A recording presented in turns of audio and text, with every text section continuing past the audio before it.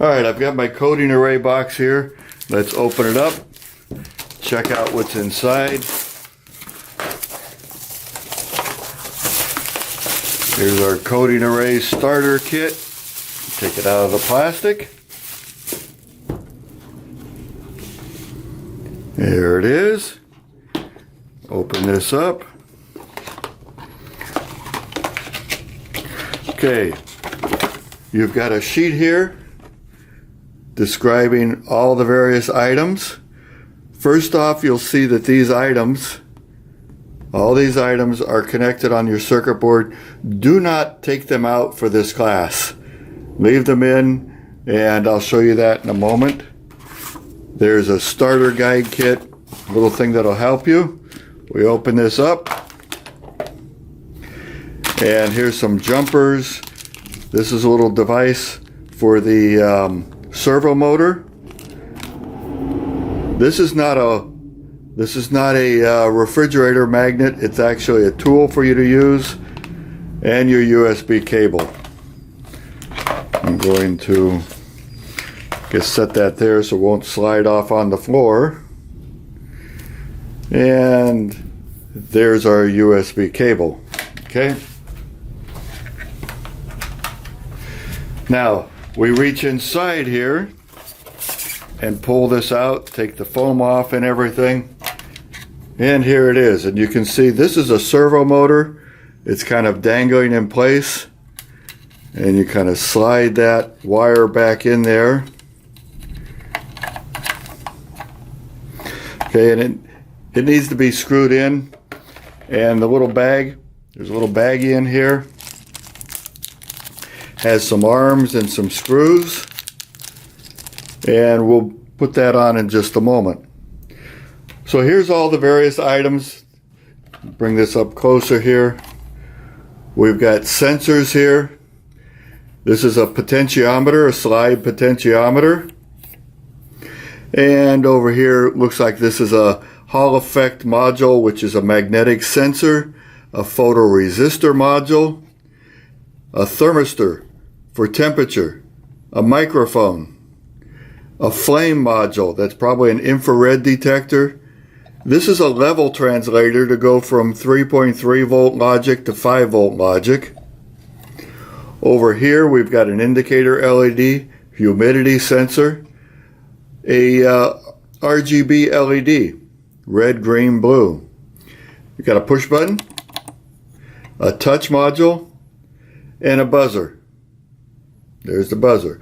Now this is an ultrasonic sensor. What it will do, it will send out a beep and then measure the time of flight of that beep in air when it comes back to the receiver. And by measuring that flight time, you can determine distance. And that's plugged in right there. Make sure it's plugged in solidly. Up here you've got your LCD display. And this is a little different, so we're going to have to show some code different. It's the same module, but it has what's called an I2C interface. Instead of a large parallel interface that takes up a lot of pins on your Arduino, it does it with 2 wires. And so we'll have to make some coding changes to use this, but it will be pretty much the same. Now right here is your Arduino that's put on the board. And this is what's called a shield. And these things are set up so if you want to take all these things out and put them into a project, you can separate them. But for right now, they work just great the way they are. I'm going to come over here and plug it in. It's already plugged in to my laptop for power. And you can see it comes up. Okay? And interestingly enough, everything in here does something now. Let me see. I'll go hit the touch module. It cycles through. Okay. The humidity is being displayed right here. Temperature, 19 degrees C. Now you notice over here, distance. Okay. Now put my hand over it and you see the distance is changing. And the distance numbers right now, it says 3.5, 9.6, 10. I think it'll go up to 18 centimeters is what this code routine works. Now I'm going to stick one of those. I'm just going to stick one on here. All right. Now watch this. Okay. So I'm moving this back and forth. All right. Now the magnet, I said the magnet was there, right? So I'm going to put the magnet on, and that triggers the LED also. Now check out the photo sensor. I'm going to cover it up. Oh, the display goes blank. All right, now it's back on again. The thermistor module, I'm trying to hold that, see if the temperature goes up. It's kind of a long time period on here, and that might not actually be the temperature sensor, so I'm going to have to research that. I don't think the microphone is connected, and I don't think the flame module or this is connected. Now we come over here, here's a push button. Okay, again I showed you that. And one thing you probably, I don't know if you can hear it or not, but this thing is beeping.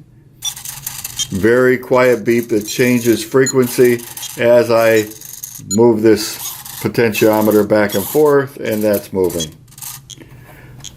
So that's all of the items. It will work completely for this class as is out of the box without changing anything. The only thing is there is a switch right here, that little switch, and if it's over here, the display goes blank and nothing will change.